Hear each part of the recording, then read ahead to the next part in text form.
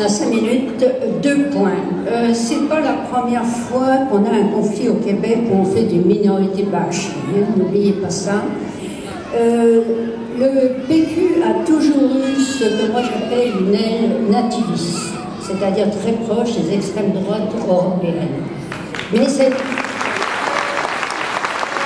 aile nativiste a toujours été jusqu'à maintenant, jusqu'à cette prise de pouvoir du PQ par l'aile nativiste, elle avait toujours été contrôlée, disons, par un leadership du PQ qui était très social-démocrate et relativement, je vous dirais, plus éduqué.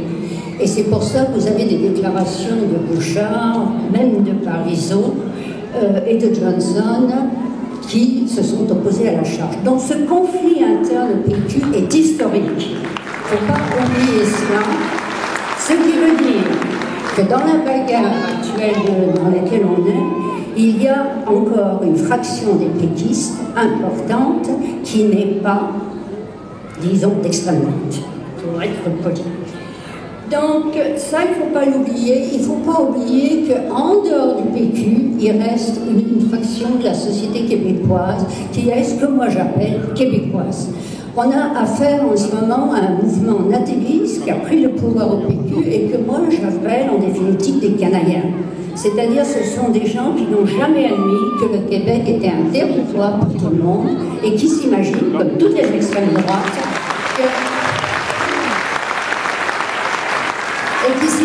comme toutes les extrêmes droites, que le territoire lui appartient tout simplement au nom de la mythologie, qu'ils ont des ascendants nés sur ce territoire depuis 50 ans, un siècle ou peu importe. Donc, tout émigré est illégitime, et même tout descendant d'émigrés, comme il n'est pas de souche, comme on dit vulgairement, est illégitime. Bon, donc, il faut se souvenir dans cette bagarre politique actuelle qu'il y a quand même autre chose que les Canadiens au Québec. Et on va voir comment ça va jouer. Deuxième point. Je parle de nativisme, et c'est un terme surtout anglophone, mais bon, on n'a pas de traduction réelle en France, et je parle d'extrême droite. Et ce qui est important, c'est que c'est la première fois que cette fraction prend le pouvoir et donc fait un réel dégât. Le dégât est fait pour moi, c'est fini de l'imagerie du Québec comme société distincte, plurielle, égalitaire, social-démocrate. Donc, on vient tout simplement de mettre à jour ce qui est une réalité que moi j'ai vue dans toutes mes enquêtes depuis 30 ans au Québec, qu'il y a vraiment ce qu'on appelle une extrême droite qui est là pour exclure. Alors, on exclut un coup les British. Les British en ont connu pour leur grade il y a 30 ans. On exclut un coup les Haïtiens, c'était le grand racisme à la mode des années 80. En ce moment, ce sont les croyants. Et évidemment, la minorité, excusez-moi, la plus vulnérable des croyants au Québec, qui sont les musulmans, parce que ce sont les moins organisés.